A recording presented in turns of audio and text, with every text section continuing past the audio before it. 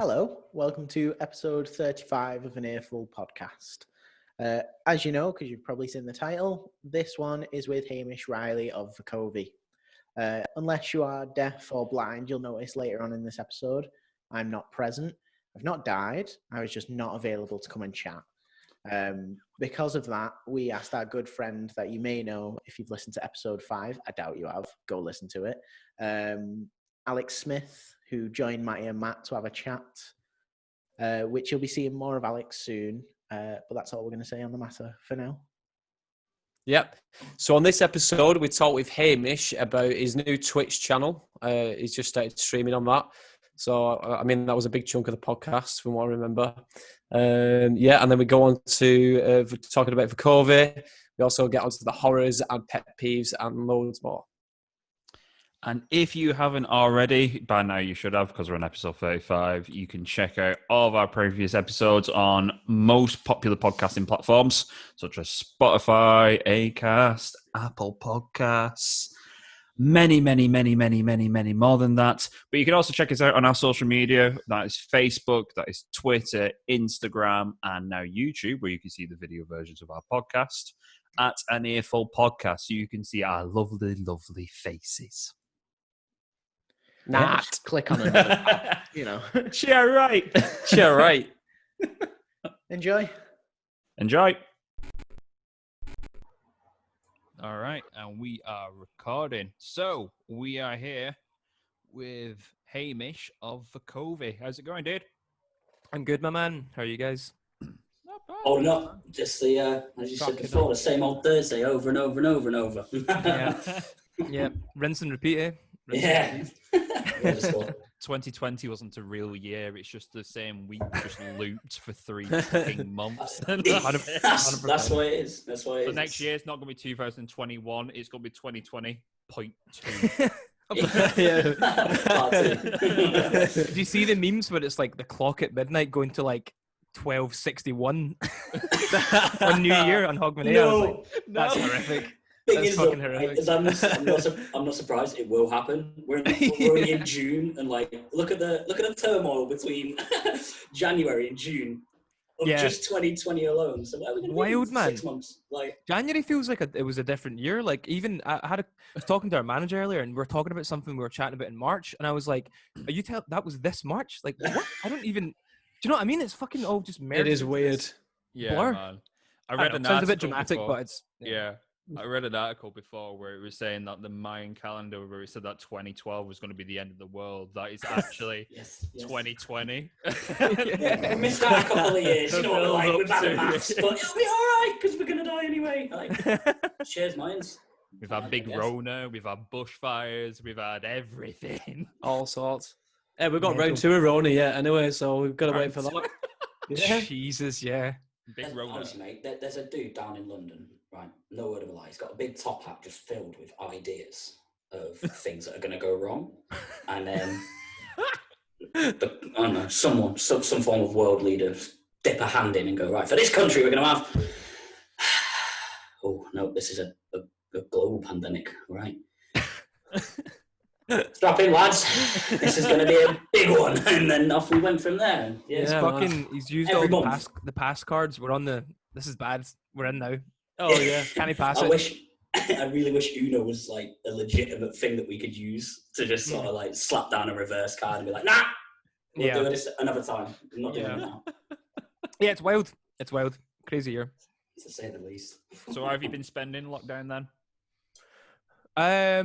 I kind of spent, honestly, man, I've spent the last 3 months trying to like get like the Twitch set up together, which is a fucking nightmare because I stream from an Xbox to a Mac, and it's not like, as soon as anything's on Mac, there's just so many compatibility issues. Oh, yeah. Apart from like Logic and stuff like that, fantastic, great for recording. See, as soon as it comes to capture cards and gaming, Macs is just not where you want to be. Do you know what I mean? So like that's taken me like months to figure out because of like delivery times from Amazon to get stuff, and then I got a capture card and it didn't work, and I had to get a newer one, and I had to sell that one. And just oh my god, honestly, like problem after problem. Yeah, it was just a pain in the ass, man. It kind of sucks. I wish I'd been able to start months ago, but yeah, kind of done a lot of that. Been learning a lot about Twitch and stuff. Like that's a pretty new world to me. Like I never really was a big Twitch guy. I knew the famous people on it and stuff, but Yeah. I'm really enjoying it, like learning about it and stuff. It's like a whole other world, like but it feels very much the same as like building up a band, and I think that's why I kind of like the Twitch world. It's the same shit. It's like you got to grind, you got to work, you got to come up with ideas, you got to like develop your own style perhaps, or you build followers. It's the same shit. You know what I mean? Yeah. So, What kind of games had you a play? hand in that, haven't you? So that makes sense as to Yeah. why it'd be like that. Yeah, and it's like if you already have like a bit of a platform somewhere and you can also apply it to someone else, it's like, you know, I don't have a job right now, so it's like I haven't worked for like a year, so it's just another way that I was like, right, something else I can do while we can't tour and stuff. So yeah, it's been really cool. I've only streamed like twice, but I really enjoy it. It's quite nerve-wracking actually, but it's cool. What kind of games you playing? Think of it like that, would they at first? Yeah. No, I didn't think of it like that. Not at all. I'd rather play in front of a fucking 1,000 people than go live and you're just like, hello. Like, it's just like speaking to yourself, but in front of everyone. Yeah, it's funny you say that because I'm literally doing the same thing with yourself right now, and I'm sat here and I'm like, whoa. But yeah, it's nerve-wracking. There's nothing to hide behind. You know what I mean? No. Sorry, what am I playing? I'm mainly playing Warzone. Mainly. Good old Warzone, yeah. Because everyone's playing it. Are you doing solos, duos? No, fuck that. Fuck solos. I tried it a couple of times and I've no patience for it. I don't trust myself enough to play it though. That's my problem because I'll be like, peek around the corner, Alex, it'll be okay. No, it won't. No, it won't. It's too campy. There's too many people in corners and stuff. Exactly, man. I'm a run-around person. I can't sit about waiting for people. That's why I stopped playing Call of Duty. And like I used to play Call of Duty a lot, and it just put me off it. That and Battlefield, when you just get people camping all the time and stuff, it ruins the fun, doesn't it? And then same with Fortnite as well. Fortnite was the same. Fortnite's a whole other thing, though. I think Fortnite is impossible. Like I can win at Warzone. I'm not great, but I can win Fortnite. What the hell is? How do you win in that game? Yeah. Do you know what I mean? Like the building mechanics in that are a whole other element that I just can't get behind. I can't do it. This game is that'll build within like seconds, and they'll build like a massive fort. I don't get that. Like, it's like what? I do. Yeah. You just sit there and watch it. Like we're meant to be at the pub. We're meant to be at this age where we're the ones who are teaching everyone else how to do it, but we sit there and we go, "What the fuck is this?" The kids are fucking destroying in the battle royale games right now, man. Like, they're wrecking, man. It's their era, isn't it? Terrifying. It's like a couple of years just before us, and all they know is battle royale. But if we were like, play a game of Mortal Kombat, kid, they'd be like, what? Yeah. I mean, if Fortnite came out when I was fucking 17, I'd probably be amazing at it. Do you know what I mean? But exactly, because you've got all the time to spend on it at the moment. Exactly. I remember when Fortnite first came out, and me being that person who only just got the first PlayStation like 2 years ago, I was like, yeah, I'll jump on this. And then immediately after about 2 weeks, I was like, yeah, fuck this. It's like, I'll stick to my Crash Bandicoot, it's fine. Even you keep up with that? I was like, oh, mate. Yeah. Where did that come from? Yeah, we'll remaster it. Oh, yeah, nostalgia. But we'll make it harder. No, did not ask for this. I heard it was harder. I don't have a PlayStation, so I've not played it, but I heard it was harder, which is wild. A lot. I mean, next weird. Manchester. It's really frustrating. Same with Spyro. They did it with Spyro as well. I was like, great, they've remastered it, and then they were like, yeah, but you're not going to enjoy it. Weird, man. Maybe they thought, I don't know, that's weird. I don't know why they did that. Maybe that was like a problem with like the moving of an old engine to a new engine or something. I don't know. I'm not sure. Maybe, yeah. It could have been like things that they legitimately had to patch, and then it just increased the game's difficulty because of that. Because obviously back in the day, there was little glitches like with like games and levels where, I don't know. So for example, you had to run across a certain thing, but if you go to the left, there's just a little path there. You can just walk along. There's no danger there. It's true. So true. But now they've got games where. There was like a stage where we went in with shooting and looting. So it was just like, right, pillage everything, take everything, level up, done. Now it's run away from everything. Don't try and kill it. And I can't do that. That scares me. Don't make a monster chase me. I don't want that. I want to kill the monster, and we'll call it a day. And that's Do you guys ever see the someone did on Unreal Engine where they did like a redo of Sonic, but in Unreal Engine where it was just like an open world, you just run about and shit, and it's not like that's sick. A 2D thing of it. It's fucking amazing. If you find it on YouTube, it is literally like he's just running about in the grass, and the grass is like fucking moving when he's like that's amazing and shit like that. It was like Green Hill Zone, but crazy. unreal. Like, That's amazing. That's it so was cool. so cool. Yeah. Mate, Some people are so talented, man. That's crazy. That's ridiculous. Words right out my mouth. Words right out my mouth. It's Yeah. absolutely insane. Mate, I didn't even know about that. Dude, That's sick. YouTube it. Have you any of you guys tried Twitch then? No. No. No. I think I dabbled with the idea, I guess, and I think I just stopped there. I thought, nah, it's not really a thing I'd want to get into. I don't think it's a platform that I'd want to sort of put myself across, if that makes sense. Like, Yeah, I still no, I wanna get do, that. like gaming and stuff, and I'll still game by all means, but I don't think I'd want other people to watch me game because I suck. Yeah. So, Man, for the I first part. sucked when I was streaming at first. I was like, I'm fucking like, see, the things that you underestimate for sure are like, you're playing a game, right? Yeah. Something like Warzone is intense as it is alone. Never mind having without the additional pressure of people watching you. exactly, Yeah, and without the judging additional you. pressure of trying to like keep people like thank you for following me and looking at your chat, and then you get 4 people in your ear talking to you because you're playing a squad game, and it's just like Course. it's The a bit balance of overwhelming at everything. first. It's mental, like. So it made me really respect and appreciate people that do it well. I was like, Jesus, man, this is hard. This is not that easy. Like this is going to take a couple of weeks to settle Yeah, into. You know what I totally. mean? And how's the response been so far?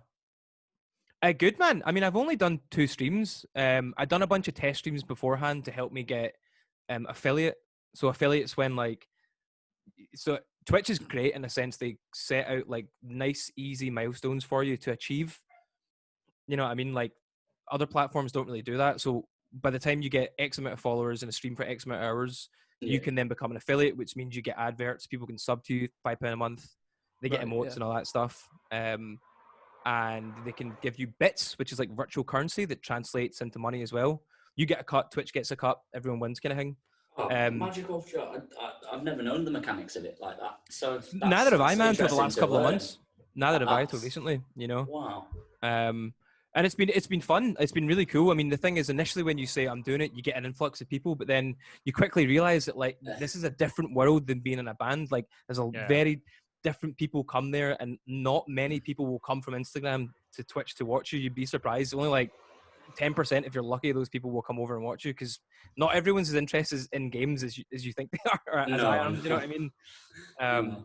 Most people, if you're promoting it on your platform, are there because you make music. They're not there to watch you play games. So I've had a few people come over, and it's been really fun. But I've been trying to talk to my other friends, like Luke from Preston Miko is a good friend of mine, and we were like, right, what can we like work together on this? Can we like do some streams together? Or I think that's the best way to build this stuff, is like do it with other people and like promote it together and build together. Do you know what I mean? Well, it's always been a case of community over competition for stuff like that, hasn't it? Exactly. I'd much rather have a family of people sort of with me, as opposed to, you know, fighting against people just to get views. Like that's rough. That's when things start getting bleak, and you don't need that. So yeah, community over competition every time there. So was that Preston Echo you said that was with? Yeah, Luke the singer. Cool. It's a good friend of mine, and he's been trying to do the exact same as me, man. He's been trying to put Twitch together for months, and he's been having a fucking nightmare like trying to do it. He's on a Mac as well, but he wants to do like guitar playthroughs because he's such a ridiculously good guitar player, and like he's been working on like how he can integrate Logic to output his guitar, and I think he's just about got it now. But he loves Warzone and stuff as well, so we're just trying to figure out all that kind of shit. But that's very familiar to how Mike Shinoda's been doing the live streams of like just making random tracks. I don't know if you've seen where he's like I haven't. in the studio room. No, I haven't. One day someone went, "Oh, make a Hybrid Theory song," and literally in the space of 2 hours, he'd fully written from scratch a song that pretty much sounded like a B-side from Hybrid Theory. That's crazy. That's amazing. That would have been naughty nostalgia. Terrifying how easy that was for him, because he was like, that's amazing. "Oh, typically we'd use these type of chords." And then like here's a synth on top of it, and it's just that it just unravels on YouTube live. Like he just chucks it all together, and it's like a shared screen with what he's doing on the screen, and then it sounds like a fully produced like demo. It's so baffling the way that's amazing. He's had somewhere it's been like, "Oh, I'll make a jazz track today, or a slow R&B song, or something like crazy and like out of like completely what he usually does." Insane.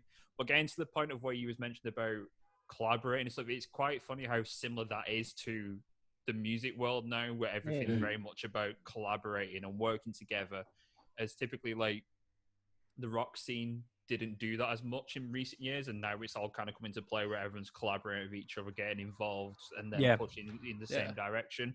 rather than against each other. I think that improvement is so much better. Yeah, it does feel like that's more of a thing now. I actually think you're right. I think a couple of years ago it didn't feel like that as much. Maybe it was, but I feel that like I've seen a lot more bands like working together and like doing like tours together because they just know that they can all bring more people together and stuff. Like I'm sure that's been common for fucking years, but I've felt it more recently as well with bands that I know and stuff, like for sure. And Twitch, the same applies, you know what I mean? Like I think that's why Twitch is cool, that as I was saying, the same rules apply in Twitch. Like, and Twitch you can design to be your own thing. Like I've designed like my logos and the interface, and you can have fun with your scene transitions and stuff, and I fucking love all that stuff. And like because I've done a lot of that for the band for so many years, so being able to just do it for something else was just like really satisfying. And I was like, oh, this is kind of addictive actually. This is like legit addictive. Yeah, it's cool, man. It's really, really cool. So, but I've just started it. I might in a month's time be like, nah, I'm done with this. I might not, do you know what I mean? I might not enjoy just say it. at least you've dabbled, sort of thing. But I mean, yeah, do you know exactly. What, mate? It's better to throw yourself in and say at least you tried, as opposed to sitting there. 100%.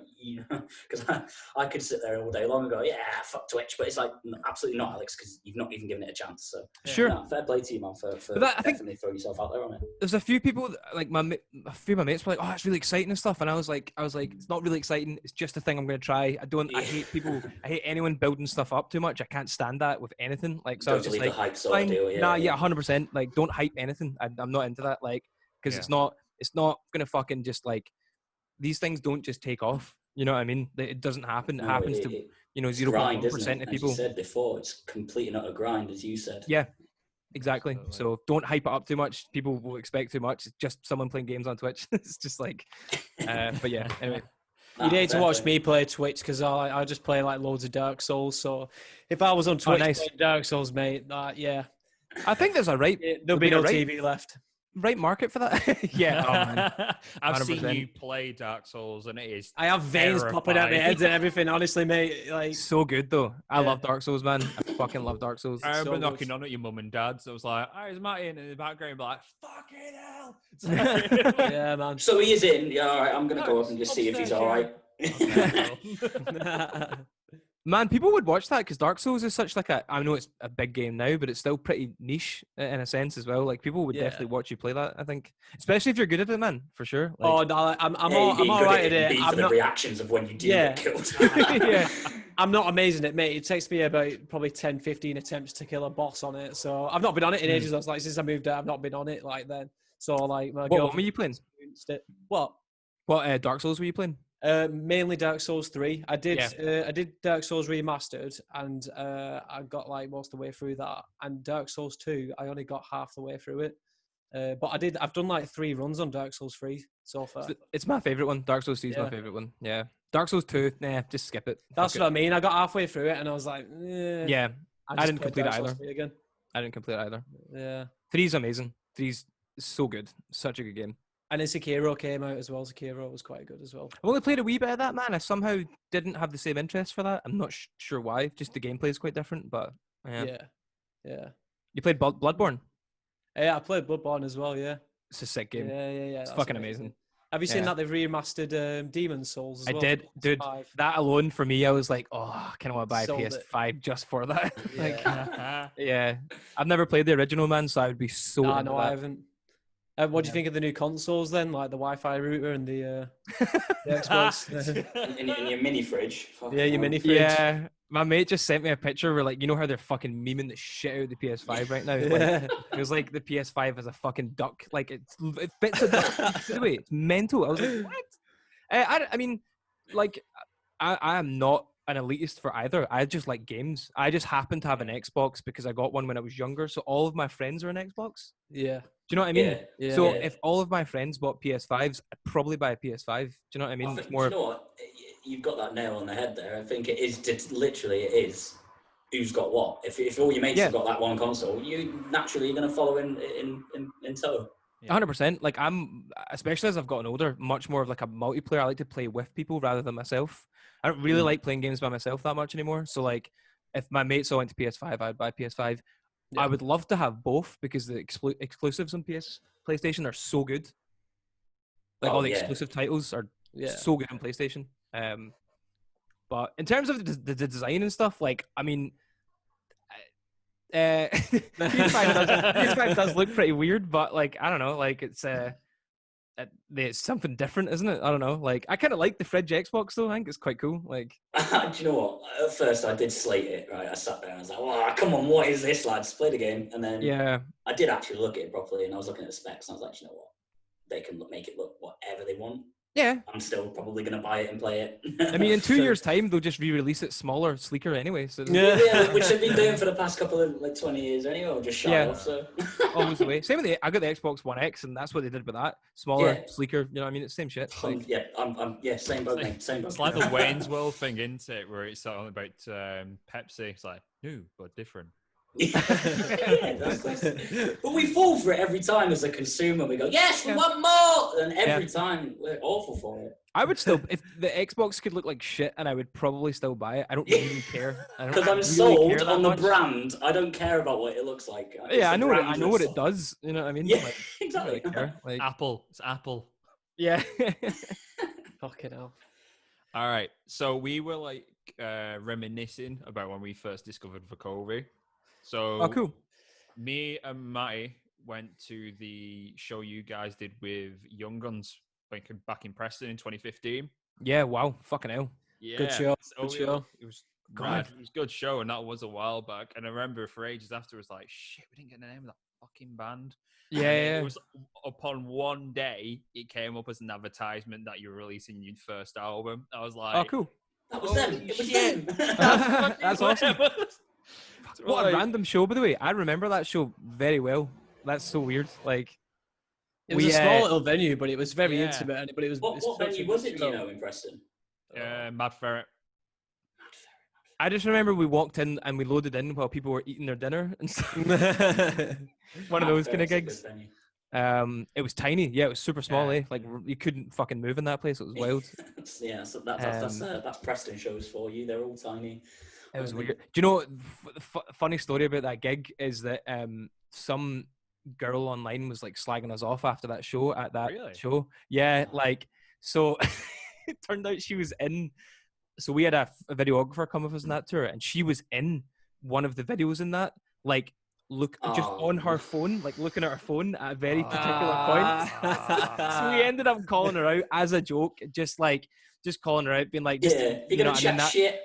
That turned into like a weird thing for like a while back then, where she was like being very like, it was weird. It was fucking weird, man. Like, just that because you retaliated, she got weird about it. people are allowed to call you out, but you're not allowed to call them out if you're in a band. Oh, you know no, what I mean? it's double standards, no, absolutely not.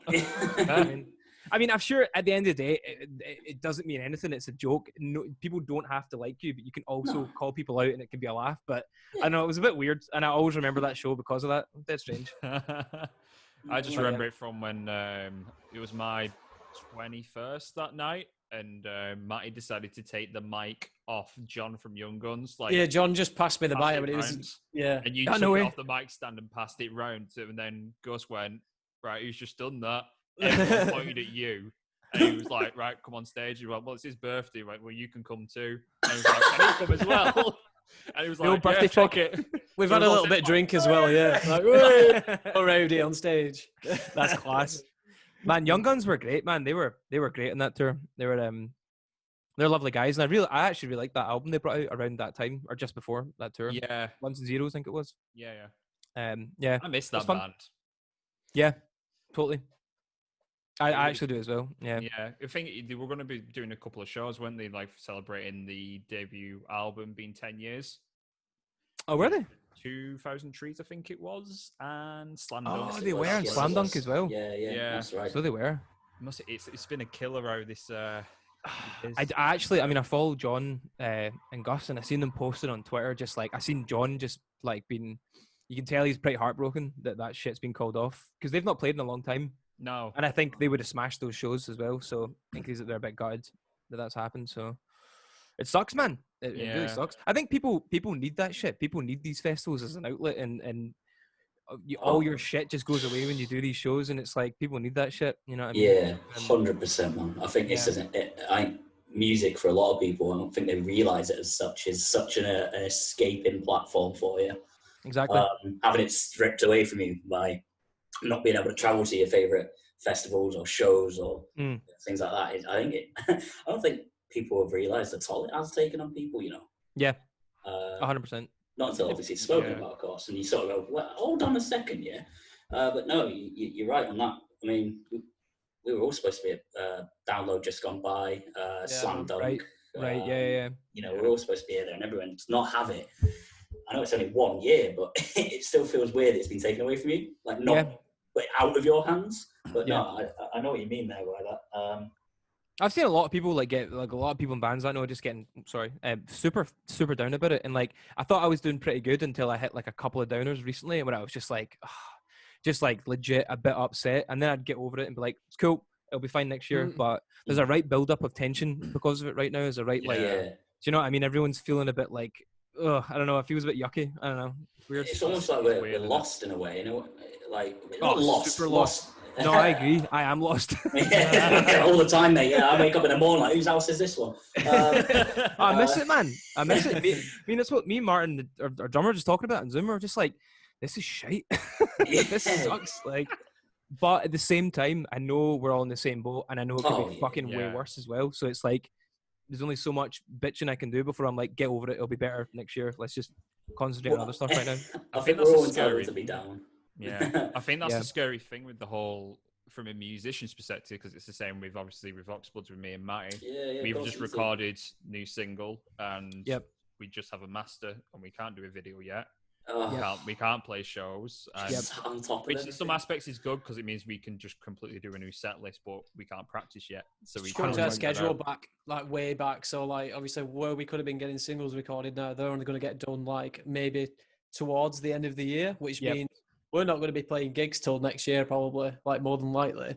But I guess, more bands are in worse positions because I guess you've got some bands and artists that have obviously just released a full album, and then COVID shut everything down. So that the whole promotion run for that album is gone. Absolutely. It's the same with you guys, isn't it? Because I mean, the second album came out not long ago. You had January, wasn't it? If memory serves. Yeah. January. We were lucky in terms of like at least we got to tour it for a week. I mean, got something done at least. Right, exactly. Like if we hadn't got to do that, I think me and Janine would have been like, we quit. I'm done. Because we got that out like that. We needed that tour. That was like a lot of a big release for us doing that. In terms of like literally like a fucking mental, physical release for us, being able to do that. Because the shows were really cool. But it sucks, like, as you're saying, everything's just pushed back to next year, and we had, like, loads of ideas and stuff. And the thing that's been hardest for us is, like, folk are like, oh, great, well, you can use the time to write. And it's like, we've just done that. Like, we just want to tour. We just want to play shows. You want to now, everything you've written, get it out to everyone. But now you can't. It's out there, and I'm glad it's sitting with people. And there's maybe an argument where when shows come back, folk are going to be even more connected to it because they've been listening to it through this period. Yeah, of so course, arguably, you could say, well, they're going to have a pretty wild connection to that album now, which is kind of sick. That's kind of cool. But ultimately, I'd still rather be playing shows right now. But we're writing a wee bit of music. I think the thing that me and Gene have got now is like we need like goals as a reason to write music. Like this sounds so stupid, but I'm almost past the stage of writing for the sake of it now. I kind of need.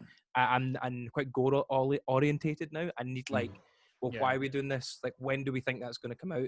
Do you know? I need like goals. So we've got like one single written. We'll try to bring out pretty soon. And I think to me, stuff needs a purpose now. Do you know what I mean? I'm not just noodling about anymore. I need a reason to do it. You know what I mean? Like, so that kind of sucks. I don't want to have to think of music like that. I would rather have just taken a year to tour than maybe reignited my fucking love for it next year or something. I don't know. It's weird, man. I don't really have the answers to it. I'm just sort of like talking what I'm feeling.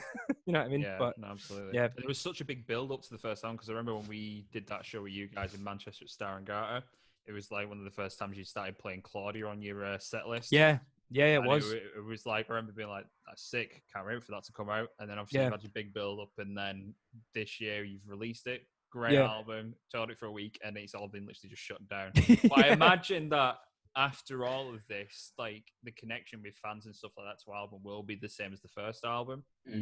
Right.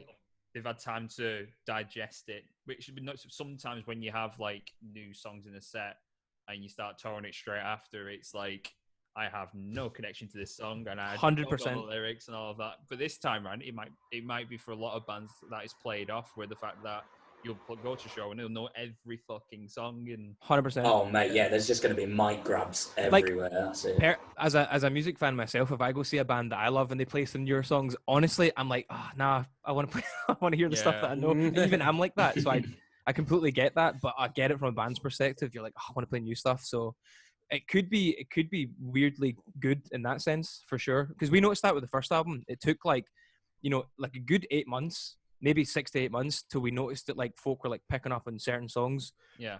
Particularly at the time, like Laddie Da and stuff like that, we noticed like down the line, we're like, oh, okay, there's certain songs that are they're catching on a bit more than others with when you play a headline show, for example, or a festival. So I think that's why we're so heartbroken we couldn't do festivals this year, because festivals is like mate, you had so many lined up as well. That's dude, it's the best part. testing ground for that kind of shit. Do you know what I mean? It's like that's where you fucking know what works and what doesn't in a set, in a band.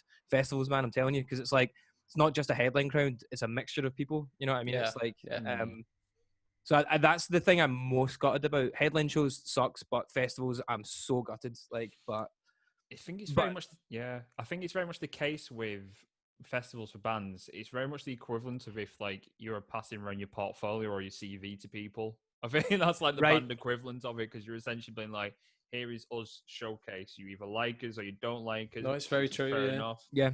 And if you do, great, we've gained an extra fan. I think it's very much like hit and miss at festivals, but it's like crucial to go through that process of being able to play festivals to showcase yourself in that sense. Yeah, it's absolutely crucial. You definitely will gain a lot of fans at festivals. Do you know what I mean? Like, regardless of if you fucking smash the set or not, you definitely will come away with new fans from a festival slot, 100%. And like, I think, man, it sucks. Like, because we had like ideas and stuff we wanted to do for like trees and stuff, but next year, you know what I mean? Just we'll hold on to it until next year. Absolutely. And like, I'm kind of looking forward to putting out some new music as well, in a sense. Like, I'm kind of looking forward to that, because like we released quite a lot of singles from that album before it came out, like maybe 5 or something. Like, yeah, do you know what I mean? So I'm kind of keen to put out new music now that I'm used to it, but I don't know, man. Look, at the end of the day, like, I don't really know. We're just adapting. You're just trying to adapt. You know what I mean? Everyone, I think. Yeah, absolutely. Fuck knows, man. I think the thing with festivals, actually, to be honest, that I miss the most is like you finally get to meet people that, like, for example, if you put out music and all of a sudden you start talking to new people online, be it new bands or new fans, like, festivals are usually the place that you finally meet these people, and you're like, oh, so good to fucking actually finally meet you, or whatever. Name to a face sort of thing, yeah, of course. Yeah, exactly, name to a face. And it's like not even just in a networking sense, but in a sort of just like, I don't know, man. Like, just the connection, really, isn't it? Yeah. Just the human to human, just like, so you're this dude, yes, man, and just being able to meet them. And you often have a lot in common with those people, and it's nice to feel that. You know what I mean? And fuck me, the people want that more than ever right now. You know what I mean? Oh yeah. Yeah. Who knows what a hug feels like? I don't even know. We laugh, but don't say it, man. It's so bad. Oh. Yeah. So speaking about the new album, yes. I was looking at it and I realised, obviously, I know that you left like Lab Records after like the last album. Right. Have you released this under your own record label now? So what happened there was, with Lab, there was an offer to put that second album out with them as well. Right. And Mark, the lead guy at Lab, I fucking love that guy. He's amazing. It's nothing to do with that. Yeah. Do you know him as well? Do you know Mark? Like, 3 person to person. Right. Like we used to hang around with Jamie from Anave. Yeah. Right. So they used to be on Lab, and then they went off Lab. But it was like Mark was always at the Manchester shows when we supported Anave. Yeah, he's a dude. Like, we spoke every once in a while, but yeah, nice guy. He's a nice guy, and he knows his shit. You know what I mean? He really knows his shit. And like, there was an offer from him, and we'd kind of just got a new manager, and our new manager had just started working for a company called Cartel. And basically, Cartel are like, they act as a label, but they're not a label. So they take less of a cut than a label. They offered us slightly more money than Lab. And we still own all the music. Like with Mark, for example, if an American label were like, oh, we want to put out the first album in America, like Mark has like 50% say in that. Do you know what I mean? Whereas with the new album, like me and Janine are complete owners of everything for it. We didn't sign anything away. The deal we have with Cartel is just like they take a smaller percent. It's kind of just like a new way of label. It's a fairer way, to be honest with you, of how labels are doing it. Well, they're not a label, like, so we just kind of like, we literally just make up your own label name, you know what I mean, and just attach it to, and they do the label work, but we still, like, we are the label, like, we still have a say in everything. It's weird, it's kind of like, I'm still getting used to it. That's a new thing for me as well. And we only went down that path because our manager suggested it, and the deal was slightly better. That was it. Honestly, simple as that. Well, if it works, it works. That's yeah. I mean, Mark obviously has his ways of, like, but he's like, look, I get that's a better deal. I just can't, like, quite match that, and it's like, that's fair enough. It's totally fine. That's no problem. You know what I mean? I think we're still sound as well. Yeah, we're in a time now though where I think a lot of bands like are wanting to do that a lot more because, like, obviously there's not much money in releasing albums and stuff like that. It's more like merchant shows and stuff. So I mean, we had Malevolence on not long back, and they've done the same thing. They made their own label. They've been self-releasing everything through that now, and it's benefited them, like, a lot more, like, better. Like, they're a lot more close to their actual fans, and like you said, you've got a lot more control over your music and everything that comes through for it. So no, I'm glad that it's worked out for you though. Like, so I think the thing, it'll definitely pay off once the bills paid off of what the cost of the record was. Then you know what I mean. Then we can get like a monthly payment from it. But you're right. There's not a lot of money in putting out albums right now, and all the money is really streaming. It's really all streaming money, to be honest with you. Like, the initial release, the first month or two, there's a lot of physical, sure, but that dies off unless you're a huge band. You know what I mean? So we got like a good first month or two of like physical stuff, but that we're not that big a band, so that doesn't last. It all turns into streaming and how good your streaming numbers are. That's where the income, that's where the consistent income comes from, if you know what I mean.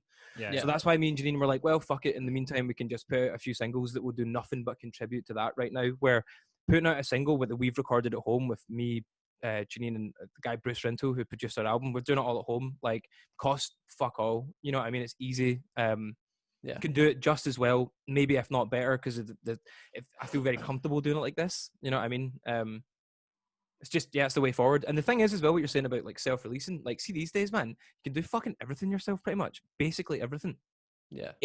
Don't let anyone tell you otherwise, that you need people for certain things. Like, you could do, if you do the research and put the effort in, you can do most of it yourself now if you really want to. Do you know what I mean?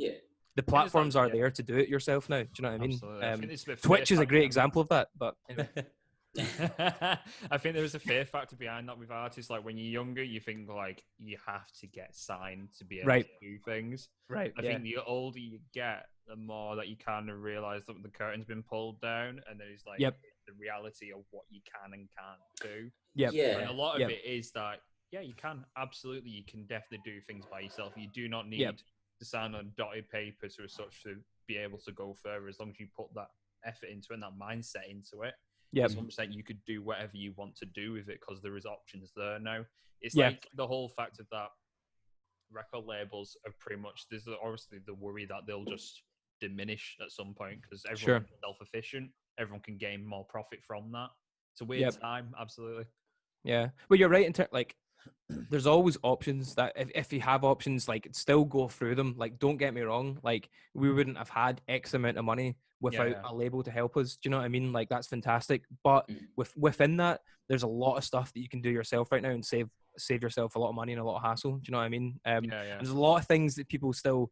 There's a lot of things that probably aren't even worth it anymore. Like, I'm not necessarily too. Me and Janine have been trying to gauge for a while now how much it's worth paying a lot of money for press people and stuff like that. We're trying to, like, figure out, like, how worth it that really is. Because one minute you hear people being like, no, put all your money in press, and then the next minute you're kind of like, oh, is it really worth that amount of debt? Like, I don't know. I don't really know the answer to that. I'm still trying to figure that out. It's a constant learning journey, and the thing is, shit changes every year. Shit just changes. You know what I mean? But ultimately, the one thing I will say at all of this is building streaming seems to be like the most important thing, for sure. Absolutely, that's number 100%. 100%. So we've been through all the PR stuff, haven't we, Matt? As well, like, and that was a learning curve for ourselves. I think it's a strange one with PR into and press, because I think the more you do your research, the more you invest into it, there's a higher chance of things working in your favor. Everything is kind of down to the fact of that when it's going to like big media companies like, let's say, Kerrang and Roxanne and stuff like that, there's going to be an entire queue of other bands and stuff like that who are trying to do the exact same thing. Yeah. And that everyone's going to fit into the same magazine or fit on one page or stuff like that. I think a lot of it is down to timing. I think a lot of it's down to just luck. I think it all comes down to the end of the day. And obviously who you know, who you don't know. I think that's a big weight in terms of everything to do with how well your band will do. 100%. And see, the thing is as well, man, like there's a band on Cartel that have started releasing stuff called Icon for Hire, and they're like an American two-piece. Right. And I hadn't heard of them until we signed to Cartel. And not a lot of people over here will have heard of them. They won't really play a lot of festivals over here. They'll tour it a wee bit. But see, the funny thing at the end of the day, the numbers game with them, they actually, alone from streaming, probably make $3 or $4 grand a month alone from streaming. You've probably never heard of them. Do you know what I mean? Never, no. Whereas there's tons of bands in the UK right now you've probably heard of and think are doing pretty well, but they probably can't remotely live off what they make. Do you know what I mean? And these are bands that might be getting a lot of press and fuck knows what, but they're probably not making a lot of money. And it's like, basically what I'm trying to learn is how to just simply turn it into, I don't want to be one of those bands that like just can never turn it into a full-time thing. If you can't, then I feel like, as I say, and I'm quite goal oriented, then what's the point? Do you know what I mean? Like I want this to be a full-time thing. So I'm trying to think more cleverly about like how we do that now, rather than when, 6 years ago when you're just like, fuck it, whatever, we'll do whatever. But now I'm trying to think a bit smarter about it and how can we turn it into like a monthly income? Do you know what I mean? Like that's the kind of way I'm trying to think. And we're still working on that. Do you know what I mean? It's not easy. It's really not easy. Well, there's so much you've got to take into consideration, I can imagine, from your side of things. Obviously in terms of, when you've, obviously, I'm not the best for this sort of situation. So I've never been in a band or anything, so I don't know nothing about PR or anything like that. But just going off basic logic, you're paying all these people a lot of money for something that you can essentially do yourself if you do the research. And it's the same with anything really. If you've got the brand, or if you've got like a brand, like a certain thing that you want to follow and throw out to people, I mean, once you know and you're comfortable with that, and you do the rest of it yourself, I think you're going to get like more feeling of more sense of accomplishment when you've done it. Sure. Yeah. I built this up from scratch. That's me from foundation to end product, and I didn't have. And don't get me wrong, if PR people get involved and help you out, fair play to them. Thanks very much. Here's your money, and off you go. Yeah. But if you could, the sense of accomplishment of doing that for everything yourself from scratch, in terms of building the band, merch, as you say, PR, getting everything out. Wow, if you can do all that yourself, I mean, mate, who do you need? I mean, it's one of those. you're totally right. I think it's maybe, I suppose when you think about it, it's trying to figure out like how much of that can you do yourself before you break yourself. Do you know what I mean? It's like for example, I would hate for us to have to book our own tours. I'm glad we have an agent. Do you know what I mean? Like, thank God. Yeah. That's a whole other logistical nightmare. Do you know what I mean? So I'm glad we have people to help us do that. I'm glad we have people that can like help us like talk to other bands or I mean, I don't know, like a lot of it, as you were saying earlier, is luck. Like, yeah, sure, you might know people, but it doesn't mean you're going to get shit half the time. Like, it's just luck. Yeah. Like any good support tour we've had has just been pretty luck, to be honest with you. Like something just lines up at that time. Someone talks to someone at the right time and you're like, oh, sick. Okay, we'll do it. Like, Yeah. You know what I mean? There is no magic behind it. We've never paid on for anything. It's just like luck sometimes. And it doesn't come that often. Do you know what I mean? Like, so when it does, that's obviously when you will go and perform your hearts out. Make sure that you do come back next time. You just got to capitalize on it as much as you can, man. Do you know what I mean? And there's times where we've definitely not capitalized on it enough. But then I don't regret anything. You learn from that. You just go, okay, well, next time we'll do this. You know what I mean? Yes. I think a funny example of that is when we got offered to support you guys at Star and Garter. Right. Yeah, on the day. On the day, yeah. About 2 p.m. and we was expected to play about 8 p.m. So we was both in work already as well. That's amazing. So that's amazing. We were like, shit. I remember this whole situation. Okay, cool. I always remember how mental that was. It was mental. So like, we finished work. We about 6 o'clock. We finished work Jesus, about 6 o'clock. We caught the train because I'd given my car to my girlfriend. So we had to catch the train to my house. Right. Get my guitar from my house. Right. Then drive to the practice room and get my amp and his gear and everything, all that. and then drive to Manchester from Wigan. No, mate. We stopped off at my house after that. Got my base, got my shit, and then I got some clothes, and I was getting changed in the car. Whilst we was on the motorway, I was just in my kecks, just trying to get my jeans on in this tight space. That's amazing. Like, I couldn't move. And then by the time I got there, it was like, oh fuck, man, we're on stage in 10 minutes. Chucked our stuff. Did you arrive at like 7:45, pretty much? Like, yeah. We just before we came on.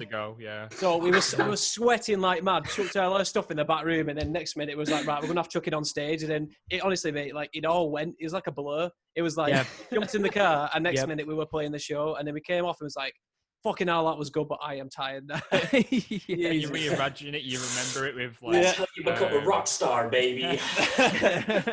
When you reimagine it, you think of it with fucking Ocean's 11 soundtrack music in the background. And like, just like a montage of how it went.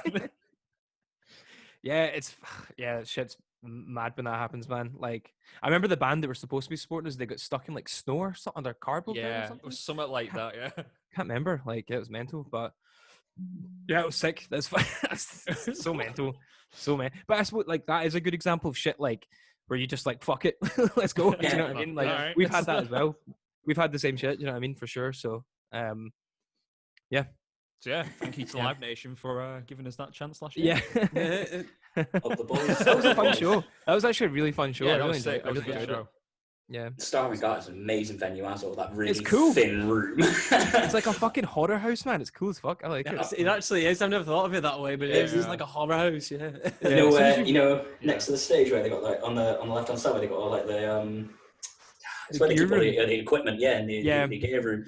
That freaks me out. That room. I don't know why. It just looks like things have happened in there. Yeah, the whole place looks like that. Yeah. Right, mate, can I have a pint? Shit, I'm all right. I'll have water.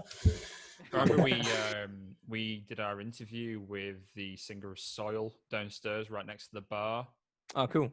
For like his acoustic show, like Ryan McCombs, and we were actually like sat next to where the bar is in the corner, and we're literally just interviewing him downstairs, where everyone's like waiting to go watch him upstairs. It was like the most like baffling sequence of like ever. It's like a weird venue. It's a weird layout because there's no like back way up. You have to go up like the main stairs and all that to get. Yeah, and that's it. Right, but it's you know, I mean, I kind of don't mind stuff like that. Like it's all pretty like adrenaline. It's an adrenaline rush. You know what I mean? It's fun. Like it's good fun. And like the thing with we shows like that as well, like the atmosphere is always good with shows like that as well. Do you know what I mean? It's like people intimate shows always. People are pumped, man. Do you know what I mean? It's cool. Like the sweatboxes are the best ones, I think. Dude, absolutely, 100%. Seen loads of bands in Star and Garter, so I know exactly what it's like for being. It's either a sweatbox or if you go to like a hardcore show there, depending on how heavy the bands are, you get people who pretty much get pushed and punched predominantly down those stairs they just come up. Always great fun to watch, but never great fun to be a part of when you're tumbling down the stairs. As someone who's been on both sides of those situations. Those are brutal stairs, man. That would hurt to fall down. I can confirm they are. With amps, dude. I remember like carrying amps up and down there. It was grim. Fucking grim. But I'm just glad they've got that little landing walkway instead of it being like one big stairway. Because imagine getting that amp all the way up. It's not the wee break. It's a break. It's a breather. So talking about gear, I've always been curious with what started the Vukovi sound being a guitarist. Like, so I've always tried to, whenever you've done a set, I've tried to understand what the fuck you do when you do a fucking set. Like, tone-wise and sound-wise, how did you like come as a band as a decision that was like the sound for the band? Good question. I suppose there wasn't like a decision. You know what I mean? It's more just like, how do you fucking describe this? Honestly, see, to put it dead simply, like, so for a starter, there's all the bands that you grew up listening to that influence the way that you play guitar, your style. You know what I mean? That's stage one in defining that. You know what I mean? And for me, that was like the Chili's and Rage Against the Machine and all that kind of shit growing up. Then Biffy Clyro and all that. So that kind of defined that for me. And then I used to work in a guitar shop when I was like 17, 18, and they had the Marshall JCM 2000 that I have right now. and that was my first Valve amp, and I literally just bought it because it was half price on sale, second hand, and the guys in the shop were just like, dude, you need a Valve amp, get a Valve amp. So I literally just bought it, fell in love with it, and like that combined with the Fender Jazzmaster I got, which literally my uncle handed me down. Like, he didn't want it, so he gave me it. I used to play like metal guitar. I used to play like Schecters and stuff before then. You know what I mean? Like, and I completely fell in love with that combined with the JCM. And that is as simple as that. That was it. Do you know what I mean? That's the sound. That's it. You know what I mean? And the rest of it just comes from the style you've developed and how you play, how hard you hit, and you know what I mean. And then when we first started, like, Janine wasn't in the band. We were in like another band with like our old bassist and drummer. And when we got rid of the singer in that band, Janine joined, and like we had a couple of ideas and demos and stuff back then of really old songs. And I don't know. I don't even remember how we wrote those. I think me and Jason used to just jam, our old bass player used to jam together and just came up with these songs, and then it's developed from there. I don't. It's funny, man, when you ask those kind of questions, I don't really think about that kind of stuff. I don't know. I'm not really sure. Like, someone asked us like how we come up with like the Run Hide riff and stuff like that, and I was like, I don't remember. I have no clue. I have no fucking idea. All I remember was like jamming a riff, sitting on the riff. You find the riff, you record the riff. I don't even feel responsible for it. Either riff. You know what I mean? It's like, it almost has nothing to do with me. It's copywriting riffs. That shit comes from somewhere else. You know what I mean? It's like, music's weird like that, man. It's fucking weird. I don't know. Yeah, totally, man. I suppose like you can definitely find influences and stuff like that. Like, where, like, for me, like how I would write music now is more based around like a structure of a song, and I'll work from that first. Okay. Do you know what I mean? Yeah. So like, a song, this is a really random example, but the fuck's she called again? Who's the girl that went out with Youngblood again? Really famous American pop star. Halsey. Yeah. Halsey, yeah. She brought out a song called, I think it was called Without Me, like 2 years ago or something like that. Yeah.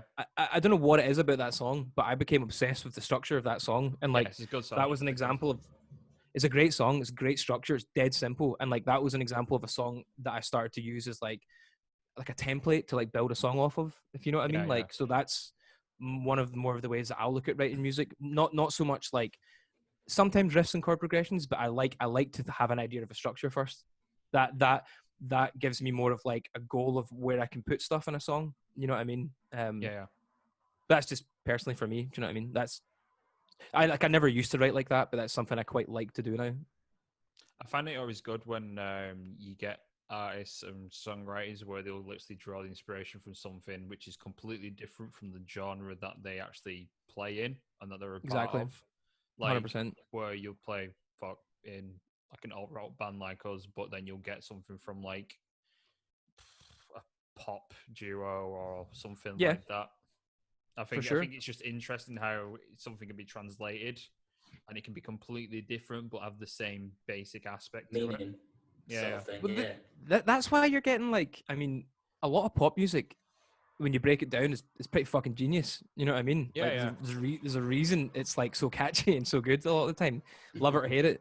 And like, I think that's a lot of reasons probably why you're getting bands like Bring Me Horizon that now have like metal with uber pop, because they've adapted like popular music like that into their songs, and that's the outcome. Do you know what I mean? And like, I actually like I personally love that, like, honestly, because you're not gonna write music like you did when you're 16, 17, when you're 31. It doesn't happen. Do you know what I mean? It's never gonna happen. For anyone to think that is very naive, and that's a very young, naive way of thinking. If you think bands are going to do that, do you know what I mean? Like, I don't understand people criticizing bands for changing styles, even if the style doesn't work for them.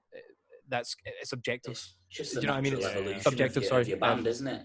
Yeah, it's always going to happen. You're always going to start looking at different avenues and different routes to go down, because naturally you've got to test yourself. You've got to be like, well, what if I can play this? What if this is my next sort of thing that I want to go for? Yeah. And obviously you got to give it a go. Yeah. Otherwise, fucking hell, we wouldn't do anything. Yeah. But it's like, do you know what? There's an element of like, people think, I actually think people overthink it too much. I think people think that there's some kind of like mad thinking behind it where they're like, I'm sure this does happen, but a lot of examples, Bring Me, I think they probably thought that they fucking were like, guys, we fucking need to have a meeting about this and we need to become a pop band. I don't really think that's what happened. I think it was more of like a maturity thing, honestly. Like, I'm sure there's elements of that involved with it, and elements of like, they got Jordan involved, the synth guy, but he's a genius producer as well. Like, he's a great songwriter, and like that changed the band a lot. You know what I mean? Looking at Sepaternal onwards and stuff like that. Of course. In my opinion, for the entirely better. changed everything. You know what I mean? I don't know. Like that's an interesting conversation as well. I don't know. That's a whole other thing, I suppose, to talk about. But I love that progression that Brinley went through from when I think it was when they first started off with that 2004. This is what the edge of your seat was made for EP, all the way through to where they're at now. To do what they did then and where they're at now, unheard of. Like as you said, the evolution of it all, like it's nuts. It's amazing, and I think it should be more like. It should be more like you can look at it and like analyze it and be like, oh, that's quite. I've never really understood like people like when people release music, folk going crazy and slagging folk and like going mental in comments. I don't really get that. I just don't understand that aspect of people. It doesn't make sense to me. Do you know what I mean? And that's nothing to do with because I'm in a band. I've just never been like that. Like if something changes, then it changes. Like just people need to accept things sometimes. You know what I mean? Like people get very nostalgic about stuff and they always want things that used to be like that. But that's why those times are so important when things are great. Like enjoy it in the moment, man, because shit doesn't last. It just doesn't. I know that's a weird way of looking at it, but it's just that I've always felt that about stuff. No, man, that's not even a weird way. That's like a more. I think that's more the better way to look at it in every aspect, really. Because if everyone just sat there waiting for, if we all release the same material consistently over and over and over, we're gonna get bored of each other. That's like me telling the same joke to you guys every day. But the thing is, you couldn't even if you wanted to. Like you couldn't if someone was like. Someone said to us, write a song like you would have 10 years ago. I couldn't even if I wanted to. It doesn't work like that. No. It doesn't work like that. Like because you've moved on as well. Everyone has. You know what I mean? Our producer has. He wouldn't mix it the same. It wouldn't literally be possible to mix it the same. It wouldn't be possible. Do you know what I mean? You would have to revert back to software, stage one from 10 years ago, using the same gear to make it sound like that. You could maybe try and emulate it, but it isn't, you can't. You're just trying to like replicate something at that point. You can't do it. Do you know what I mean? Don't look back like that. Just move forwards, in my opinion. Do you know what I mean? But I think. But at the same time, if you want to try replicate it, go for it. Like, I think a key example of like a band who very familiar to that, where they called like not sounding like the old stuff, was Paramore. I think you're like quite a big fan of like Paramore anyway. So what was your thoughts the new solo stuff from Hayley Williams then? Yeah. Do I like it? Yeah, man. Oh, I love it. Adore it, man. Like. It's incredible. I think. I suppose at first I was nervous to listen to it because I was like, oh, I don't know what this is going to be like. Do you know what I mean? I don't want to not like it.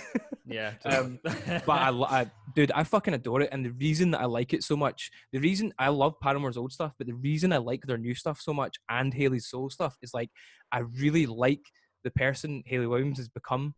She's so fucking she's so relatable and so real now. I don't really feel like there's an element of character anymore. And don't get me wrong, character in music is class as well, but she's done that, and I kind of like how real she is now. Like I almost feel like she looks like the kind of person you could have a conversation with, and she's just genuine, and I love that about her. Do you know what I mean? And I think her music, that you can see that in her music. Yeah, it's definitely reflected. 100%. So it's totally, man, 100%. Plus. It was produced by Taylor, the guitarist, I think, as well. And like, He's such a I think guitarist. you can hear those influences, and I think the music is class, man. I think it's dead interesting. Some of it's fucking weird. Like that song "Dead Horse" is weird as shit, but it's like it's really quite cool. I don't know. I think it's quite original. I like it. Like I like you say, I think it's like Simmer as well. I love how everyone expects it to be really poppy and upbeat, and it's so dark and indie. It's yes. I'm dying to see it live, man. I'm dying to see it live. Oh, it'd be so good. I think Hayley Williams is one of them like people as well, and Paramore, who have actually come to terms with the fact that they've got to move on from what the music used to be, because she came out publicly saying that obviously she was removing Misery Business from the set. Misery Business from the set, like it was going, and people were like obviously like causing uproar about it, but it's one of those, like she was saying that she can't relate to it herself anymore. She wrote that when she was probably like 16. Mate, she was so young when she started in Paramore, so but all those lyrics that she would have written. Exactly, and see that point of what you just said there is exactly what I'm trying to say about where you can't like. It doesn't, obviously, as a fan of Paramore, I'm like, oh, I wish they would still play it. Because obviously, to me, I don't have a connection to those lyrics like she does, or like the fan base would have at that time. I don't know. I have a feeling they might still play it at some point. It'll come out at like festivals. It'll be like, but you know, when they're just about to go off, and then they'll just go, wait, we've got one more for we've got one more. Everyone's going to scream. I don't know, maybe like, but yeah, that's why I really like her. She's definitely connected to the music in that way, and I think that's so prevalent, it's so obvious, and that's very. I think that's very attractive as someone that's watching someone like them. I think it's just very genuine. That's cool. Yeah. What would be your Certainly has. go-to favorite Paramore album be then? Honestly, man, it's After Laughter. Really? Yeah. Cool. Which seems mental because like most people probably wouldn't say that, but like I fucking love that album, man. And It's an interesting album. do you know it is, but do you know why I fucking love it so much? It is literally, this is one of the coolest fucking things about music, is because it came out at a time when she just broke up with her partner, right? Do you know, just before that. And ironically, my girlfriend of 6 years this is no joke, literally just left me when that album came out. So I have this like mental connection with that album because the lyrics are just everything she's talking about. I'm like, oh yeah. Talking about a time and a place and everything's just falling in line there. Wow. Literally just completely connects. And like, maybe if that hadn't happened at that time, I wouldn't be saying the same thing, but it did. And therefore I have this wild connection with After Laughter. I adore that album like so much. I think it's how upbeat it is, but yet the pain in like the lyrics, I think for sure fits so well. I think it's a really interesting contrast. Dude, I fucking love like pop music like that with the darker lyrics. Coolest fucking thing ever. I fucking love that shit. As you said before, isn't it? It's genuine, it's relatable. You know the feelings. Exactly. Yeah. There was an interview where Zane Lowe spoke with Hayley Williams when they were doing, obviously when she was doing the Petals for Armour run now, and he was saying like when he originally spoke to Paramore when they released After Laughter and they did like the Beach Radio I remember that conversation. Yeah. And he was saying like he was expecting this really dark album when they got played to him, and then they played it and it was just really upbeat, happy, but yet depressing lyrics. He was like, what? Yeah. I'm dancing, but I'm crying. Best description of Paramore ever. Yeah, upbeat but sad. Upbeat but sad. Upbeat. Yeah, I don't know. I love that album. I mean, I really like the self-titled album and Brand New Eyes and Riot as well. But I mean, I like everything they put out. But I was honestly really late to Paramore. Like, never used to listen to them as a kid. Like, I turned into like a pure prog head when I was like late teens. Yeah. Like I got right into like Dream Theater and all that kind of shit when I was younger. So I kind of like wasn't really that interested in Paramore until I got a bit older. And then honestly, like probably the self-titled album when that came out was when I turned into like a fan of Paramore. I was like totally into it. Do you know what I mean? And then I went back and would listen a bit more to like Brand New Eyes and stuff. But yeah, I was the same with Biffy. Super late to Biffy as well. See, I'm still at that point with Biffy where I'll know enough of the like discography, but I can't say I'm like a hardcore fan of it. It's a really strange position. I love Biffy, man. Biffy, it is like a niche like thing to, I don't know. It's weird, isn't it? There's only, you have a love or hate Biffy. Like he's one of those people. Yeah. Like there's a lot of folk that don't like their new stuff and things like that, and obviously like. And like probably just prevalent in the way I've been talking about it. For me, I can definitely find good things in the new music, even though it's not like Puzzle and that when that came out. It is different. Do you know what I mean? But I think there's still a lot of good shit in there that I really enjoy. A lot of good riffs and cool ideas and stuff. And Simon Neil was definitely a big inspiration to me guitar wise when I was younger. So I don't know. I can still get that out of it for me. But yeah. I don't know. I'm looking forward to hearing the new album. I'm really looking forward to it.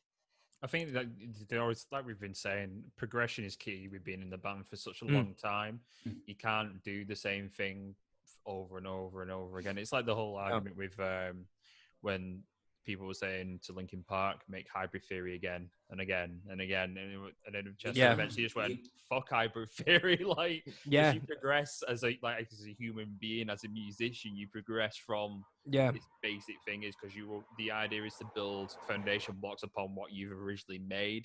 I think it's like you said, it's impossible to make the same thing over and over again. It's like with Paramore, it's hard to make fucking Riot or Brand New Eyes again because you have to have the same atmosphere, the same mood. You've got to have the same. It just wouldn't work. It's crazy, man. Do you know? I think it's funny how people don't know that though. I find that dead interesting. Like how people don't realize that. They're just, I don't know. I don't understand it. I don't really get it. Not slagging them. I just don't. Do they just not what a think natural thought is to us is just it's I don't know. a thought that comes across their head, is it? It's but it's the same in everything, man. It's the same in like any art form or media or TV or whatever. Like it can't 100% right. You can't. It just can't be again like that. It's a different. You can't possibly do it. Do you know what I mean? You can try, but it probably still won't be the same. Probably why Rage haven't made another album. Do you know what I mean? Because they're just people are going to expect something and they're not going to get it. Probably. Do you know what I mean? Like I don't know. Or it won't be political enough, or it won't be this enough for the people because they expected it to be like that album from 20 years ago. And yeah. Totally. Like, I mean, don't get me wrong. Fuck it, go for it. I would love to hear it, but like, I bet they know that it wouldn't be the same. Things are different now. Do you know what I mean? They are different. Sure, shit's kicking off right now in a lot of ways. Where Rage are like, we have a lot to say. Fucking great. That's fantastic. But it is still different. It's not 1991 anymore. Shit, it will be different. Very different. Yeah. Very different. I could see why they'd be antsy about putting anything out. I totally get it. Folks' expectations. This is honestly connects back to what I was saying earlier about why. If I was like, I'm going to start twitching, my mate's like, oh, hype, yeah, it's cool. I'm like, whoa, like everyone just fucking let things happen naturally. You know what I mean? It's like, I don't know. Yeah, absolutely. I think it's the same thing with like when they were like, Green Day, do fucking Dookie or American Idiot again. And now he's like singing in his high range. And it's like just a really like completely different thing from what they usually do. But it's good because at least they're doing something different and fresh. And if it doesn't work, it doesn't work. If it does, then great, carry on. Yeah, for sure, 100%. So to move on from this whole music thing, we'll fuck move music. on. Yeah, fuck it. Yeah. We've chatted enough about it now. Let's get on to horror. So our first segment that we come to is, what's your favourite scary movie? Oh, damn. What's your favorite scary movie? There you go, he's got it. Not that. No, I wrote that myself. Good question, man. Let me have a quick think. Are you big into horror? Like, are you into your horror films? Yeah. I'm not like, holy crap, I love horror, but I do like it though. I'm absolutely not. I know a lot of people that are like, no, fuck, I would never watch a horror film, but I'm like, what? Nah, it's class. Like, man. Jesus, I feel like I need to go on online quickly. We put you on the spot, mate. It's what it is. It's just like, tell us now. I'm just going to put best horror films and pick the first one. if you were to pick sort of franchise-wise, if you were to sort of go off a franchise of horror, who would you say your favourite? I can't even say. Do you know what? Here's a fucking random film that I actually fucking love that is a horror film. Cabin in the Woods. Oh, yes. Yeah. I know that's not like scary as shit or anything, but I remember watching that and being like, this is fucking weird. Like, I love this. That went down that way is because Sigourney Weaver, I'm pretty sure she was the one who wrote it or had a lot of tie-ins for writing that film. Really? She wanted to break down the stereotypes of horror films, which is why they had so much, and like they had like a planning team in the film saying like, nah, we're gonna kill these people off this way. It was to basically say like that this is pretty much how like horror films go down. Like we're just gonna make a horror film about horror films, how they're made. Yeah. I love that. Like, I thought that amazing was really concept. Cool. Yeah. Amazing concept. Yeah. Sigourney did a good job there. I don't even know if I want to be quoted on that now, but I'm pretty sure Sigourney Weaver had a lot of involvement in it. I could have a look, yeah. But anyway, that's maybe a strange one, but that's the first one that's come to my head there. I really like that film. It's really cool. It's really weird. I know it's not like a fucking classic or anything, but it's I love it. We don't need classics. We see what I mean, what you like. At the end of the day, I fucking still love like Alien and all that, man. I love all that shit as well. It still really annoys me that we're never really going to see a third installment after Alien Covenant. And that really upsets me. I haven't seen that. I haven't actually seen that. You need to do yourself a favour and watch Prometheus and Alien Covenant. Oh, they were brilliant films. Yeah, they're I've seen Prometheus, but I've not seen Alien Covenant. All right, I'll watch it.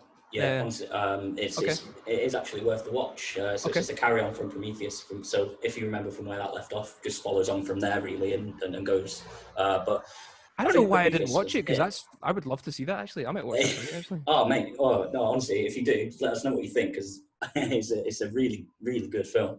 Okay, yeah, I'll check it out for sure. The aliens are always a good time. Considering how old they are, they were scary back in the day. It's because it's fucking real though. It's because it's all real. It's not like CGI. Do you know what I mean? That's probably why it still works. Practical effects. It's like Jurassic Park 1. It's the same shit. Do you know what I mean? In it, yeah. Same shit. How did they make the T-Rex roar? I'm sure it was like a combination of about 3 or 4 animals. It's like, I mean, I'm sure there's some CGI in it. Well, there must be actually, obviously, but it's mainly animatronics, isn't it? Oh yeah, that was all animatronics and stuff like that. It was the actual roar itself that they got the T-Rex to do. I'm sure they combined like there was like three. It was either 3 or 4 animals that they got like they mashed up the sound together. Oh, that's to cool. get the sound for it. That's cool. That's really cool. Are you the type of guy then that prefers to have like practical effect over the CGI then? Because I think you're very much in our camp, if so. Yeah. I mean, I'm actually, even though I studied animation for like 4 years at uni, but I still prefer. Like sometimes I think animation, when done right, is amazing, and actually the fucking really good example of that I'll give you in a second. But what you're because look at like Lord of the Rings and then The Hobbit. You know what I mean? Like personally, like Lord of the Rings still to me looks much better, and it's because there's fuck all CGI in it. Well, there is CGI obviously, especially in the backgrounds and stuff like that. But in general, it's like costume and all that kind of stuff, and it's to me, it looks better than the Hobbit will age worse than Lord of the Rings will, is what I'm trying to say. Yeah, in terms of watching it and then seeing all, as you say, like CGI, we'll look at that in like 20 years time, like to where we are now. CGI ages faster than animatronics, you know what I mean? For sure. By all means. But Lord of the Rings will stand the test of time, and the Hobbit will just go into dust. Yeah, Lord of the Rings is already fucking old. Do you know what I mean? It's still class. It's still class. You know what I mean? But like a good film, a good use of it recently. Have you seen 1917? No, that is on my list, ready to watch. And the World War I film. Yeah, it looks amazing. I remember seeing the trailer in the cinema, and I've just not followed it up stupidly. So I was the same. Until 2 nights ago, and I was like, "Give me a film to watch to a friend," and he was like, "1917." I was like, "Cool, okay." Fucking amazing. It's like cinematic genius. Is that the one that they did in sort of like all one take kind of? It's like the fake one take thing. It's probably like 20, 30 plus takes, but it's like the first half an hour of that film is like what an experience, by the way. Like just watch it. It's insane. Yeah. But there's bits in that going on my list. Yeah, dude, it's incredible. Ready to go for me. It's just I just need to actually sit down. I've legit got a Dropbox link of it if you want it. Yeah, send it over after this. I'll put it in the chat. I'll put it in the Zoom chat for you. I just sent it to my mate. I love today. It's 1080p and don't worry about it. All good. Amazing. I feel like but there's a few bits in that. There's a few bits in that where they had to stitch scenes together with CGI because it was too hard to do all one take. Obviously, do you know what I mean? But it's done so well in that film. There's only a couple of points you'll notice. Most of it you will not notice. It's mental, like incredible. Absolutely. But obviously CGI now in 2019 compared to fucking 12 years ago is obviously it's incredible now. But yeah. I think like practical effects seems to hold up in terms of creepiness. Like when we watched a while back the first 2 Evil Deads, and that's all practical. And I've never seen them. Mate, you need to see them. Yeah, okay. Creepy, like is amazing with his practical effects. And the amount of work that goes into it as well, like the amount of craftsmanship and work that you put into it, you've got to appreciate like that sort of art form because absolutely, it's unreal like how like realistic some things can be made by just practical effects instead of CGI. 100%. It's like if you watch the original thing, then watch the new thing. The new thing's mainly CGI, and it's like, It's funny. I literally watched the thing 2 days ago, and I was watching it, and I was like, man, there's bits in this where they could have done that so much better. Yeah, I thought the exact same. Like I quite liked it, but I agree completely. Yeah. For sure. Solid film though, not a shadow of a doubt. But there was definitely aspects that they needed to sort of improve on. But 30 years down the line, we'll have another remake of a remake of that remake anyway. So it'll all be sorted by then. So we're all good. It's the way it goes. Yeah, for sure. So is Cabbie your choice then? What? Sorry? Is Cabin in the Woods your choice then? Is that what we're going for favourite scary movie? Lock it in. That we go. That's a solid choice. We're in. Done. Hamish's choice. Has there been a horror film that you've watched and you've been like, fucking hell, that's scary? Like, I mean, turning off, or if it's too gory or anything. Do you know a film that I remember being like surprisingly shit myself at the cinema? It was Wreck. Oh, Wreck! Yeah. This film. You know the end of that? Yes. I don't want to give it away if no one's seen it, but you know the end of it. We're all good there, man. In the cinema, man. It's in Spanish as well, so you're reading subtitles, so you're heavily concentrated on what they're saying, and it's like, oh my god, the end of that film's terrifying. Like, scary titty lady Smith. Scary titty lady, man. That's all. Like that woman at the end. You know when she's been kept in that basement, fucking loft for so long, right? Shit myself. Me Like, and actually in a cinema, terrified. Like, that was so scary. Like, at the time. yeah, I can truly imagine. Yeah. I watched. I think the scariest thing I've ever done in terms of me personally was watched The Strangers when it first came out in the cinemas. I was just thinking about that film the other night. Oh, That's man. freaky. That's so I weird. watched that by myself. There was no one else in the fucking room. That shit, man. Yeah. I need to 14 rewatch- years old. It's not good for your heart. No, Let me that tell film's ya. fucked up. That film is fucked up. The second one was okay, but the I've not first seen one, that. the premise of it, man, like, And why it's are you based- you doing mentioned this that. to us? Glad you Because mentioned you were that. home. It's based I'm on a gonna true go watch story that. as well. Yeah, it's based Yeah. on a true What? story. Yeah, Mm. yeah.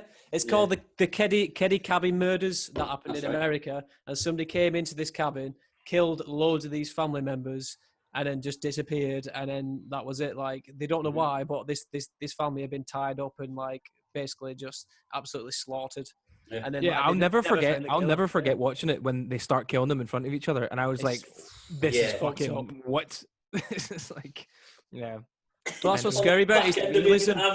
the worst thing for that is, right, at the back end of that engagement, he's like, yeah, man, I'm going to get married to this woman. And she says no, and then they both die the next day. Rough, man. Grim film. Yeah.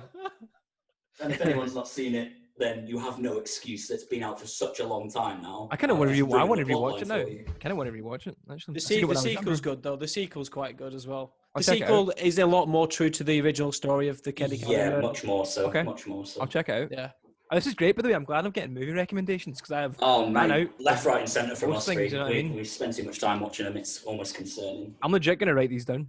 Right, so what have we got? What did we give you? Strangers 2 and Strangers 2, Aliens Covenant. That's the one. Yeah.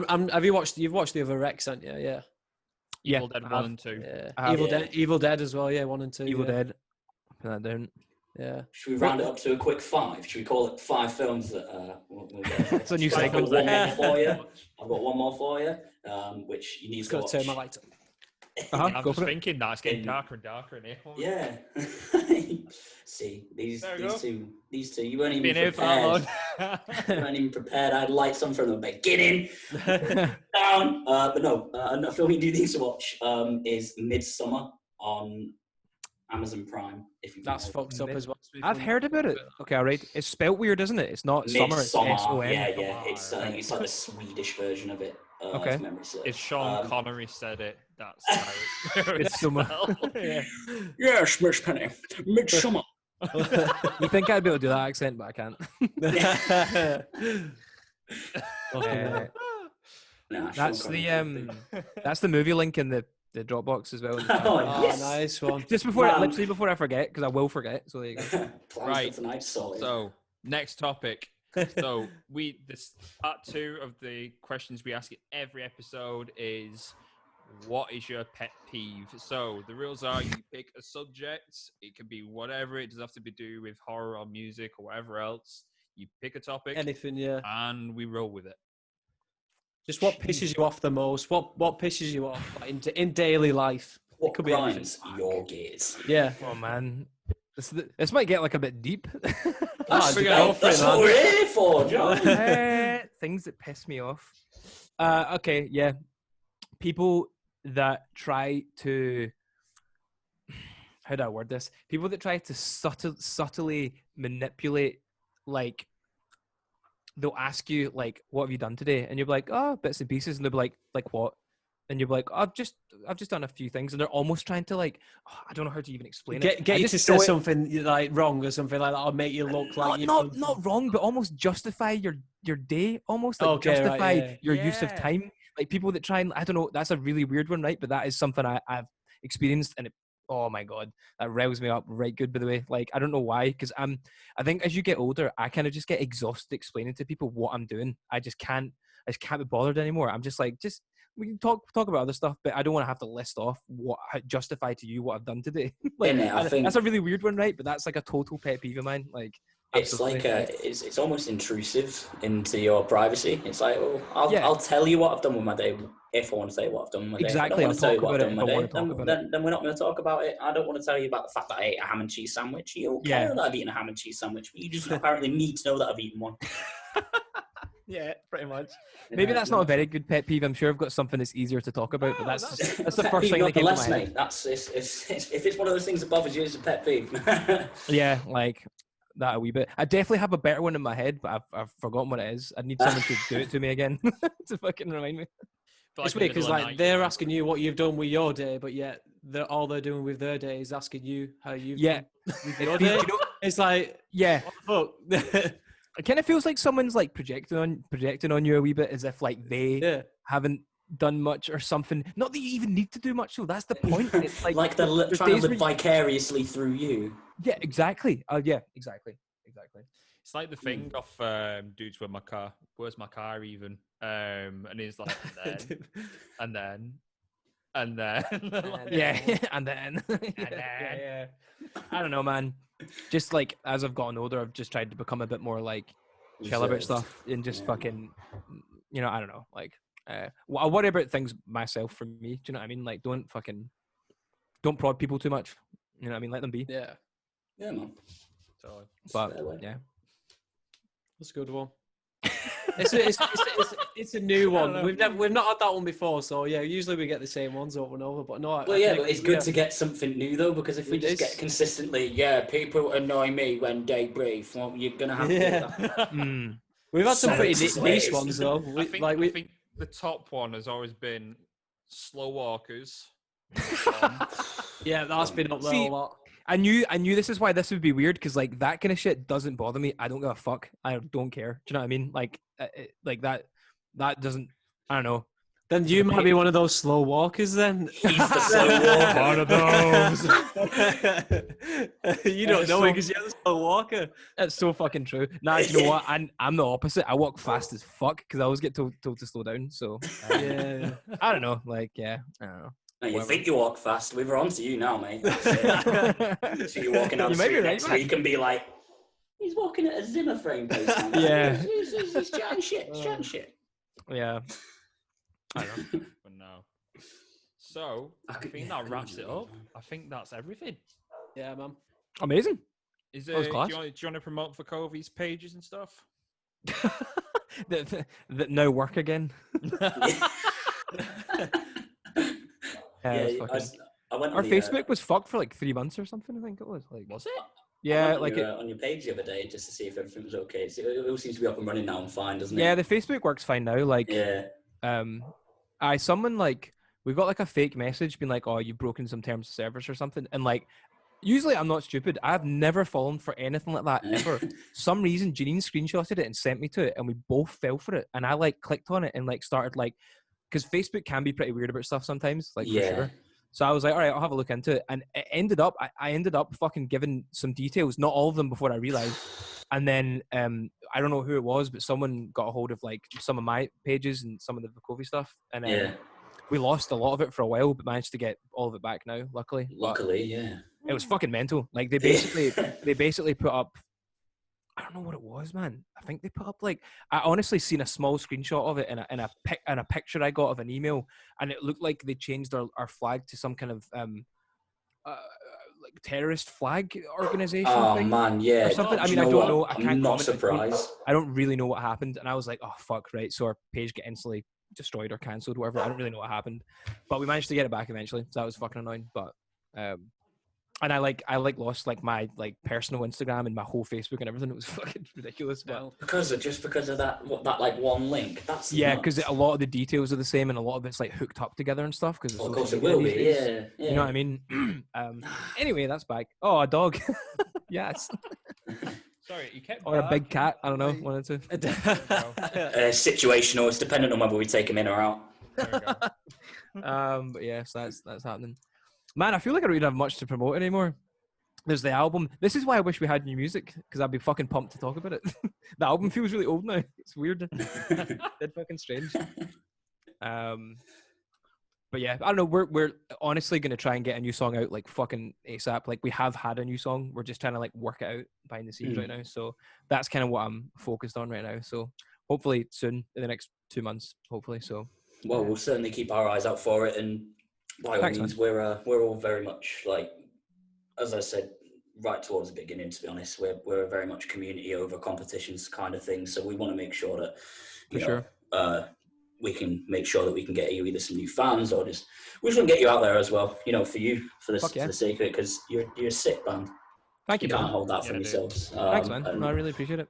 I very think kind of you. it would just be good to get more and more people out there, man. But especially you guys. I did Thanks, actually man. have one more question just before we do actually wrap this up. I just literally came to my head now. Obviously, Vukovi, when I was looking up and having a look at this, it was Serbian for wolves. Where's that come from? Just out of curiosity. All right.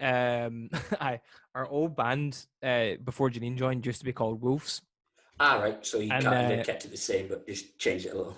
Well, yeah, our bass player, like when we changed over and got Janine in, like he, as simple as this, he literally just Google translated it and found Vukovi under Serbian. And that was I it. remember the old place we used to practice in. I remember we're all standing at their cars finishing practice, and he was like, "Oh, by the way, I fucking was thinking Vukovi," like, and we were all like, you know how hard it is to come up with band names. I'm sure we all know. Yeah, and for everyone to agree on it as well. Oh, pain in the dick, man. And most names are shit half the time. And that's the first time ever in all the shit that I've done when I was like, that's actually quite cool, man. Yeah, yeah. I can get behind that. I can dig it. And we just we all agreed on it on the spot, and that's the easiest decision ever. It was weird. Yeah, really, really weird. There's still a lot of people that don't really know how to pronounce it right, but that's, you know, it's fair enough. It's not an English word. yeah, it comes with the territory, really, doesn't it? Yeah, people that say it first time that don't know us that say it right first time, I'm like, damn, nice.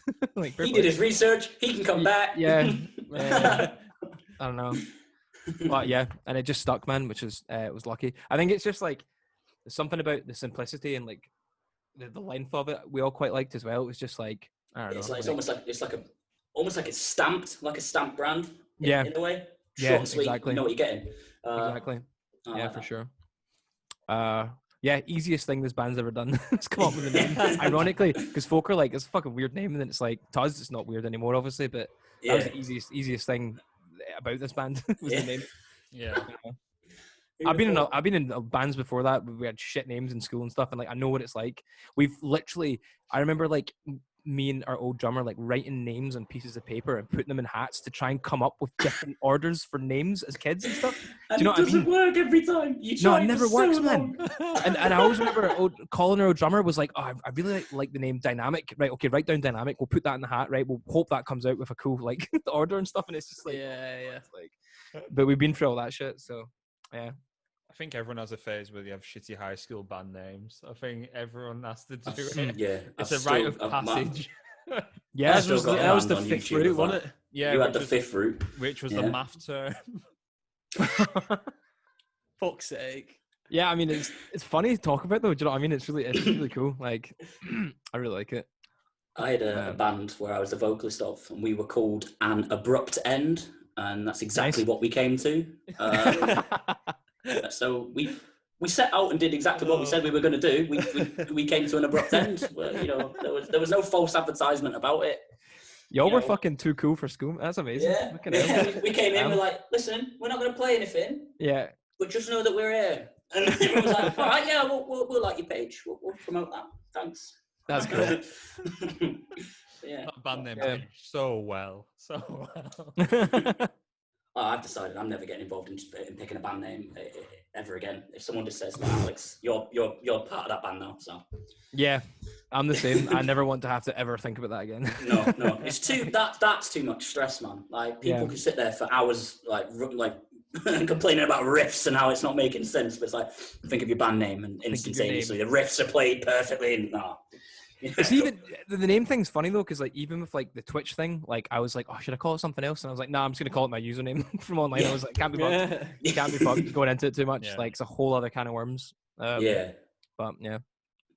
Fair play, man. Yeah. Well, yeah, carry on with Twitch as well. Let us know how that goes. I'm excited to see. Hopefully Yeah, that I'm carries on literally for you. just figuring it out, man. I'm just mucking about. I've not figured out like a schedule or anything like that. I'm just sort of trying to build a small following on it. I don't know. Do you know what I mean? Yeah, man. Yeah. Yeah. We'll see. Well, I'll try and chip in because I do enjoy watching people in Warzone. So I want to see if you're a rager or if you're just going to be quite chill. You're gonna be watching me spectating people. I'll tell you that much. But Yeah, that's fine. but yeah, I'm all right. I'm quite good at it off stream sometimes, but I've rarely like smashed it on stream yet. It's hard. It's really hard. Like So you put yourself under unnecessary pressure, man. That's what it is. I know. I can't help it, but I think we've had one win in the 16 hours we've streamed together with my mates. But could whatever. have been worse. Yeah, Right. could be no And wins. I think that is pretty much a wrap. So, Hamish, thank you very much for coming on. Yeah, man, it's been good having you on. Best of luck It's with been a everything pleasure to anyway. speak to yourself, man. Yeah, Thanks, it's been- guys. No, I appreciate it. This has been really fun. Really enjoyed it.